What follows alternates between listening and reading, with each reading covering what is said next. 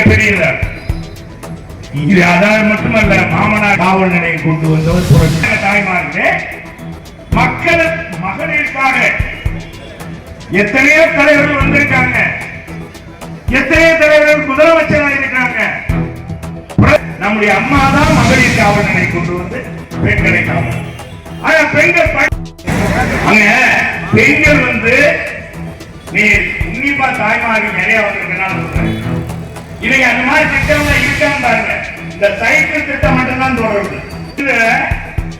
உலக சுகாதார மையம் ஒரு இதை கொடுக்கிறது. அதை பார்த்து அம்மா என்ன செய்யறாங்க, குடும்பத்துக்கு போற பெண்ணு எந்த பெண்ணும் சாதாரணமாக சும்மா இருக்க மாட்டாங்க. அவங்க முதல்ல எந்திரிக்கணும். காலையில வெள்ளனா அந்த குடும்பத்தில் எந்திரிச்சு குடும்பத்துக்கு தேவையான காலையில டிஃபன், வீட்டுக்காரருக்கு டிஃபன், குழந்தைக்கு பள்ளிக்கூடத்துக்கு போறதுக்கு வேண்டிய பலகாரம் செய்யணும், புத்தகத்தை எடுத்து வைக்கணும், பிள்ளையை எடுக்கணும், குளிப்பாட்டணும், கணவனை சரிபடுத்துற கணவனுக்கு ட்ரெஸ் எடுத்து வைக்கணும். எங்களை மகிழ்வித்த அண்ணன் செல்லூரார் என்றும் எங்கள் அமைச்சர், எங்களுக்கு நிரந்தர அமைச்சர் அவர்களுக்கு வடக்கு 1ஆம் கழகத்தின் சார்பாக நன்றி நன்றி நன்றி.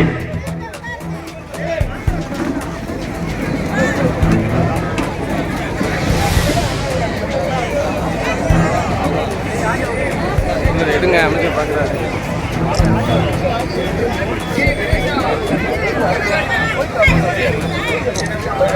கலட்டிட்டு சாதா ட்ரெஸ் போட விட்டு திரும்ப படிக்க வைக்கணும் பிள்ளைகளை. இரவு உணவு சமைக்கணும், அப்புறம் படுக்க வைக்கணும். படுக்க வச்ச பிறகு எல்லாம் தூங்கின பிறகுதான் பெண்ணையை தூங்குவோம். இதைத்தான் அம்மா நினைச்சாங்க. பின்தூங்கி முன்னெழுகிற சமுதாயம் எங்க சமுதாயம் எப்படி சொல்றாங்க பாருங்க. நாங்க பெண்கள் இருக்கோம், எங்களுடைய பிரச்சனை உங்களுக்கு என்ன தெரியும். சாதாரணமா சொல்லிட்டு நீங்க கடந்து போயிருவீங்க. எங்க வீட்டுல நான் தான் வேலை பார்க்கிறேன், எங்க வீட்டுக்காரமா சும்மா தான் இருக்கு. அது சும்மா இல்ல, நாங்க ஆம்பளை காட்டுல உழைத்து கொண்டு இருக்கிறது. எங்க ஒரு பெண் பெண் வேலைக்கு போய் ஆண் இந்த வேலையெல்லாம் செய்ய முடியுமா? செய்வானா? செய்வானாமா? மனைவி எல்லாம் தூங்க வச்சு, மனைவி பெட்ட பிரிச்சு, மனைவி பெட்ட வச்சு பெட்காபி நைட்ல பாலை காய்ச்சி கொடுத்து இந்தம்மா தூங்குமா தங்கச்சி, மனைவிய கண்டு செல்லம் அப்படின்னு எழுப்பி காலையில எந்திரிச்சு எந்த கணவன அம்மா எந்திரிப்பா தங்கச்சி, கண்ண எந்திரி, எந்திரிச்சுப்பா எந்திரிப்பா அப்படி எந்திரிச்சு பெட் காபி போட்டு எப்படி பாரு, பெட் காபி போட்டு காலையில எந்திரிச்சு காபியை போட்டு காபி குடிப்போம், பல்ல வரைக்கிட்டு வா கண்ணு, சீக்கிரம் குளிச்சுக்க, ட்ரெஸ் எல்லாம் எடுத்து வச்சுறேன், நான் பிள்ளைகளை பாக்குறேன், காலையில உங்களுக்கான உணவு எல்லாம் நான் தயார் பண்ணேன். எந்த கணவர் எவ்வளவு சொல்லுவாராமா? சொல்லுவாங்க யாராச்சும் உங்க சொல்லுவாங்களா? எந்த கணவராச்சும் சொல்லுவாரா? ஏப்பா நீங்க சொல்லுவீங்களா உங்க வீட்டுல? ஏன்னா நீங்க சொல்லுவீங்களாரு, யாரும் சொல்லுவீங்களா? அது என்ன பாருங்க, ஆண்கள் அந்த திமிரு இருக்காங்க, அந்த திமிரு. ஆனா இப்ப அடங்கி போச்சு. அம்மா கொண்டு வந்த திட்டங்கள்னால இன்னைக்கு அரசு துறையில பார்த்தா எத்தனை செக்ரட்டரி பெண்கள் இருக்காங்க, மருத்துவத்தில் எத்தனை பெண்கள் வந்துட்டாங்க, எல்லா துறையிலும் விழுந்து பறந்து இருக்காங்கன்னா இதுக்கு வித்திட்டோட புரட்சி தலைவர் அம்மா. இனி பார்க்கணும், புரட்சி தலைவர் சத்துணவு திட்டம் கொண்டு வந்து உலகமே பாராட்டியது. ஒரு மாநில முதலமைச்சர் கொண்டது உலகமே பாராட்டியதுன்னா அது அதிமுக ஆட்சி. புரட்சி தலைவர் அம்மா தொட்டில் குழந்தை திட்டம் கொண்டு வந்தாங்க, உலகமே பாராட்டியது. அம்மா வந்து மகளிர் காவல் நிலையம் கொண்டு வந்தா உலகமே பாராட்டியது, பெனாசி போட்டு பாராட்டினாங்க. அம்மாவுடைய நிர்வாக திறமை, காவல்துறை, காவல்துறை எடுங்க, இங்க இருக்க தொருக்கு பெயர், ரவுடி பெயர், பிப்பாக்கிட்ட பேர் வழி இப்ப பயப்பட மாட்டேன். இதே எடப்பாடி ஆட்சி அதிமுக ஆட்சி வந்துட்டோம் பயந்து சாவாங்க பாருங்க. சந்தன கடத்த வீரப்பன் நீ கேள்விப்பட்டீங்களா? சந்தன கடத்த கேள்விப்பட்டீங்களா? அவனை துணை ராணுவத்தாலே பிடிக்க முடியலமா? துணை ராணுவத்தால் பிடிக்க முடியல. அப்ப கலைஞர் ஆட்சி செய்கிறார் முதலமைச்சர். அப்ப என்னன்னா நெற்றிக்கன் பத்திரிகை, நக்கீரன் பத்திரிகை, நக்கீரன் பத்திரிகை நடத்துறான். அந்த நக்கீரன் கோபால் போய் சந்தன கடத்த வீரப்பனை போய் பார்த்துட்டு வரோம். சன் டிவி தொலைக்காட்சிக்காரர் போய் போட்டோ எடுப்பாரு, வீடியோ எடுப்பார் அவனோட, எடுத்துட்டு அதை அவங்க டிவியில போடுவாங்க. இவங்க எல்லாம் போக முடியுது, ஆனா காவல்துறை போய் பிடிக்க முடியல. எப்படிப்பட்ட அதிசயம் பாத்தீங்க திமுக ஆட்சி. திமுக வந்தாலே, ஆட்சியில் இருந்தாலே ரவுடிசம் பெருத்து போகும், கட்ட பஞ்சாயத்து பெருத்து போகும். பொதுமக்கள் பயப்படணும். பெண்களுக்கு உத்தரவாதம் கிடையாது. 86 வயசு, 86 84 வயசு நம்ம முதலமைச்சர் கலைஞர் இருந்தார். அவரு மாநாட மயிலாட பாக்குறார். உங்களுக்கு பிடித்த நிகழ்ச்சி எதுன்னு கேட்கிறாய் முதலமைச்சர். எனக்கு இரவு நேரத்தில் மாநாடு மயிலாடத்தான் பிடிக்கின்றார். அதே மாதிரி சினிமா நட்சத்திரங்கள் விழா நடக்கும். முன்னாலேயா அபூர்வம், அதெல்லாம் இப்ப அடிக்கொருக்கா நடத்துறாங்க. எப்படி பேசுறாரு பாருங்க. இப்படி பெண்களை ரசிக்கக்கூடியவர்களாக இருந்தாங்க.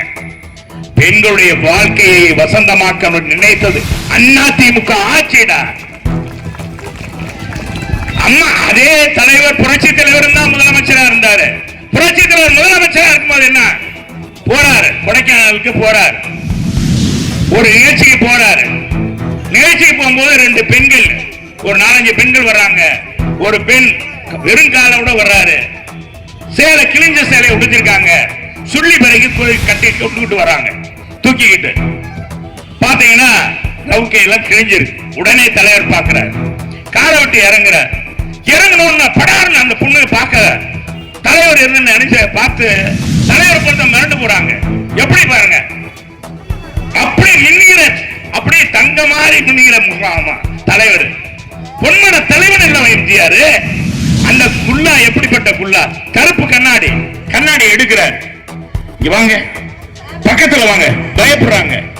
காவல்துறையெல்லாம் ஓடி வந்தோம், பயப்படுறாங்க.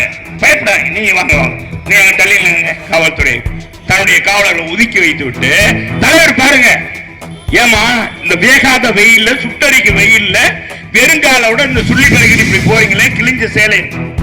அம்மா ஐயா, நீங்க சொல்றீங்க, இதை கேட்கிறதே எங்களுக்கு போதுமையா, உங்களை பார்த்ததே எங்களுக்கு கோடான கோடி புண்ணியமையா, உண்மைக்கு நாங்க பார்த்தது அப்படின்னு சொல்லிட்டு அந்த பெண்கள் சொல்றாங்க, வெக்கத்தை விட்டு சொல்றவங்க. இந்த சுள்ளி பிறகு போய் போட்டு கடையில கொடுத்தா ஒரு 20 ரூபாய் கொடுப்பாங்க. 20 ரூபாய் 10 ரூபாய் அரிசி சாமான் அதெல்லாம் வாங்கிட்டு உழவுப்போம் அப்படின்னு சொல்லிட்டு அந்த சேலையை மாத்திரக்கு எங்க வேறு சேலை இல்லை, 2 சேலை என் மக நல்ல சேலை இருந்தா என் மகளுக்கு மாத்தி உடுத்திக்கிறோம் அப்படின்னு. அப்படியா, சரி. நான் அந்த 5 பெண்களுக்கும் தன் பையில இருந்து, பாக்கெட்ல இருந்து தமக்குன்னு கையை விட்டு அள்ளி கொடுத்துட்டு, வச்சுக்குங்க, உங்களுடைய பிள்ளையாக நான் இருக்கிறேன், உங்க சகோதரன் நான் இருக்கிறேன், உங்களுக்கு விடிவு காலம் வரும், விடிவு காலத்தை நான் உருவாக்குறேன்னு சொல்றார்.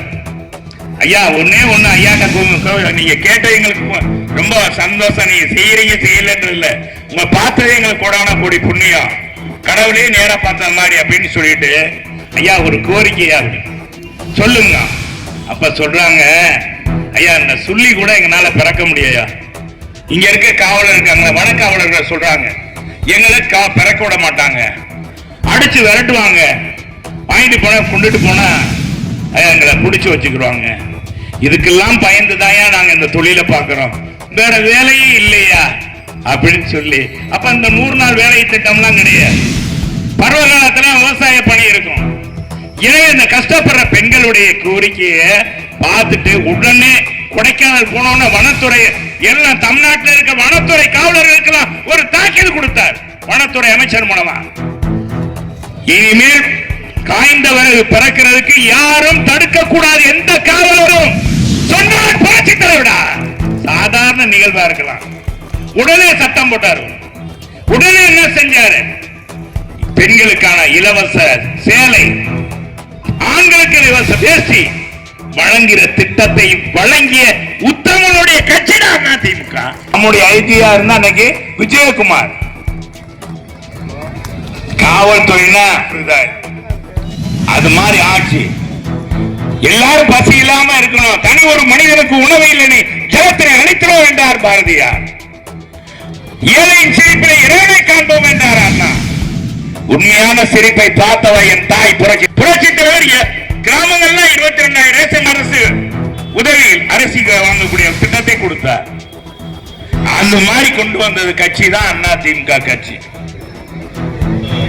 படிக்கிற மாணவருக்கு மடிக்கணி, பெரிய பணக்கார வீட்டு பிள்ளை வச்சிருக்கிறது ஏழை வீட்டு பிள்ளையை வச்சு கொண்டு கொடுத்தது புரட்சி தலைவர் அம்மா.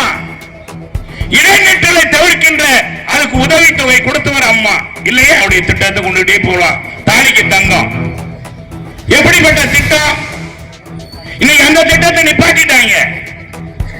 அம்மா மினி கிளினிக் 2000 மினி கிளினிக் அண்ணன் எடப்பாடியார் கொண்டு வந்து ஏழைகளை வைத்தியம் செய்து கொள்ளக்கூடிய கிராமங்கள்ல இன்னைக்கு அந்த மினி கிளினிக்க மூடிட்டாங்க. மூடிட்டு இன்னைக்கு என்ன பாருங்க, மக்களை தேடி மருத்துவம். அது என்ன அண்ணா சொன்னாருங்க, எவ்வளவு மோசமான திட்டம். அம்மா உணவு 1 ரூபாய்க்கு ஒரு இட்லி. இங்க எப்படி நடந்துச்சு அந்த திட்டம்? இன்னைக்கு 3 ஒரு பங்கு இன்னைக்கு நிப்பாட்டிட்டாங்க. அம்மா உணவகத்தை நிப்பாட்டி அதை 3 விழா காண்றான். இது என்ன சட்டம்? இது என்ன? நான் கேட்கிறேன், நாங்க 31 ஆண்டுகள் ஆட்சியில் இருந்தோம். எங்க காலத்துல எல்லாருக்கும் 3 யூனிட் மின்சாரம் இலவசமாக கொடுத்தோம். எங்க தலைவர் இலவச மின்சாரம் விவசாயி கொடுத்தார். எங்க அம்மா பயிர்க்கடன் தள்ளுபடி செஞ்சார். மகளிர் சுய உதவி குழுக்கள் கொண்டு வந்தார் எங்க அம்மா. நீ ஒரு திட்டம் சொல்லுங்கடா. திமுக 6 மணி ஆட்சியில் இருந்தன்னு சொல்றீங்க, தம்பட்டம் அடிக்கிறீங்க. இதே முதலமைச்சர் இன்னைக்கு தன்னை அப்பா என்று விழிக்கிறாங்கன்னு சொல்றாரு. எல்லாரும் விழிக்கிறாங்க. யாராச்சும் அப்பான்னு சொல்றீங்களா? நீங்க சொல்றீங்களா அப்பான்னு சொல்றீங்களா? உங்க வீட்டுல அசிங்கமா போயிடும். அம்மான்னு சொன்னா எப்படி இருக்கு? எப்படி இருக்கும்? அது இயற்கையா வர்றது அம்மான்னு எல்லாரும் சொன்னாங்க.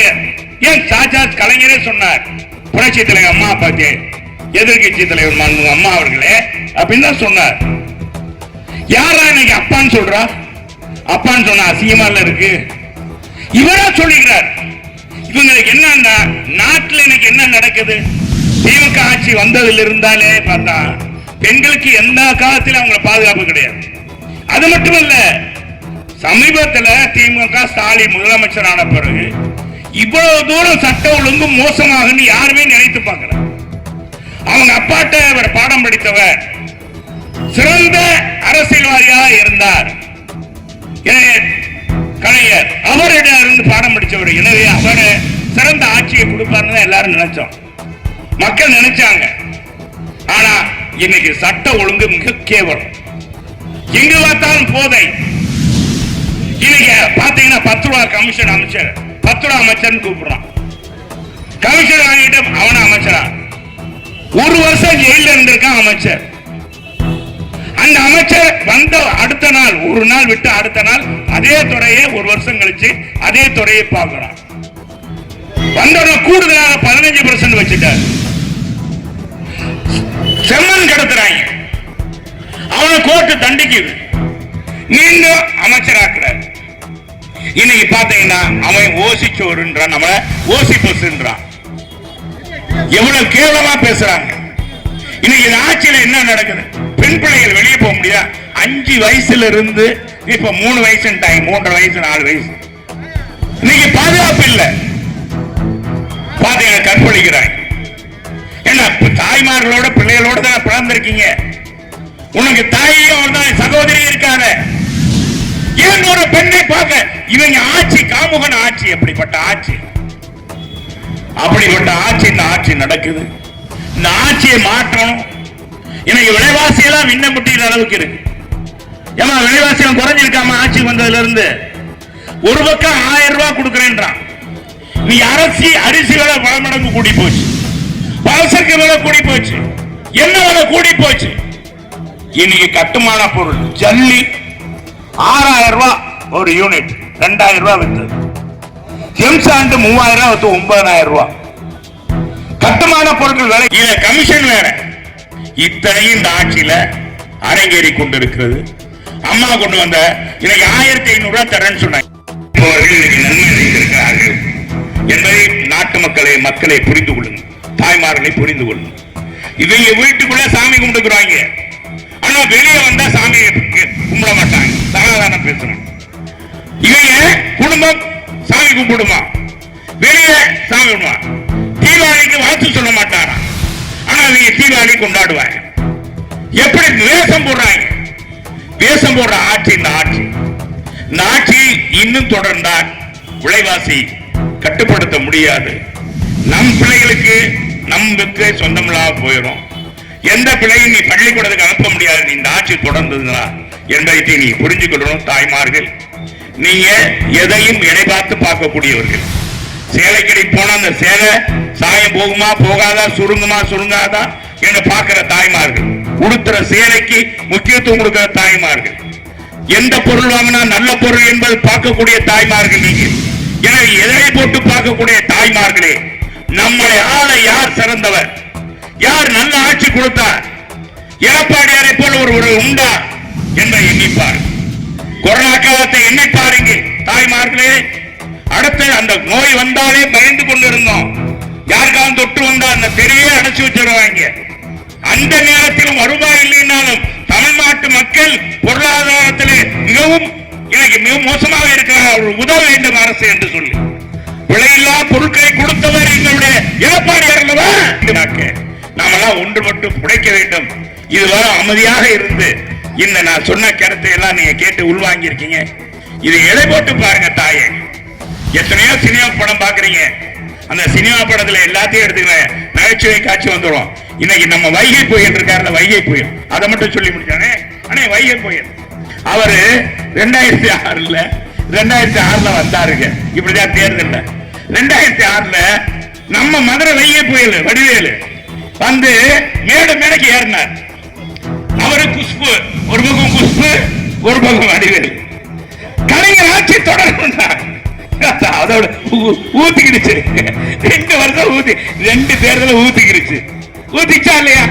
2011ல பாத்தீங்கன்னா தொடர்ந்து கலைஞருக்கு வந்து புகழ் பாடி இருந்தார் நம்ம வடிவேலு மேடையில ஏறிட்டு இருந்தாலே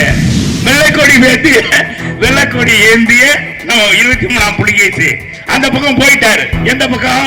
ஸ்டாலின் பக்கம் மேறிட்டார் மேடையில. அடுத்த அண்ணன் ஆட்சி தொடர்ந்துட்டாரு. அவ்வளவுதான் ஊத்து விழா. அவருக்கே தெரியும் நம்ம ஏறினாலே என்ன ஆகும். ஆக வடிவேலு ஏறிய அந்த திமுக ஊத்திக்கிற போது 100க்கு 100 உண்மை. ஏன்னா உண்மையிலே இன்னைக்கு மக்கள் கொய்த்து போயிருக்கிறோம். எனவே அன்பு சகோதரிகளே, தாய்மார்களே, வருகிற ஆண்டு வருகிற 2026 உண்மையான விடியல். எங்கேயாச்சும் விடியல் தருவோம். ஸ்டாலின் வராரு, இப்பதான் வராரு, ஸ்டாலின் தான் வராரு, விடியல் தர போறாரு இந்த பாட்டு போடுறாங்களா? இன்னைக்கு கூட அவர் முதலமைச்சர் இன்னைக்கு பிறந்த நாளுங்க. முதலமைச்சர் நானும் பார்த்தேன் எல்லா இடத்துல ஏதாச்சும் அந்த பாட்டை கள்ளக்குடி கொண்ட கருணாநிதி வாழ்கவே அதைத்தான் போடுறானே ஒழிய இந்த அண்ணா ஸ்டாலின் தான் வராரு, விடியல் தர போற எல்லாரும் மக்கள் கேட்பாங்களா? ஏன்னா சண்டால பேர்களை கரண்ட் ஏற்றி விட்டீங்களே அந்த மக்கள் கேட்பாங்க. நினைவூட்டுற மாதிரி ஆயிரும். அதை போடவே போடாங்கன்னா அந்த ரிக்கார்டை எடுத்துட்டாங்க. அதனால எப்படி இந்த ஆட்சி முடிவுக்கு கொண்டு வரணும், அது உங்க கையில தான் தாய் இருக்கு. செய்வீங்களா? செய்ய மாட்டான். செய்வீங்களா? நீங்க தாய்மார்கள் சொன்னா தான் பாக்கணும். செய்வீங்களா? இந்த ஆட்சியை முடிவுக்கு கொண்டு வரணும். அதுதான் நம்முடைய மதுரைக்கு திட்டங்கள் வர வேண்டும். மதுரை மீண்டும் ஜொலிக்க வேண்டும் என்பதை நேரத்தில் தெரிவித்து இந்த அருமையான கூட்டத்தை ஏற்பாடு செய்த அன்பு சகோதரர் தம்பி கேவிக்கு கண்ணன் அவர்களுக்கு மீண்டும் ஒரு ஜோரா கை தட்டுங்க.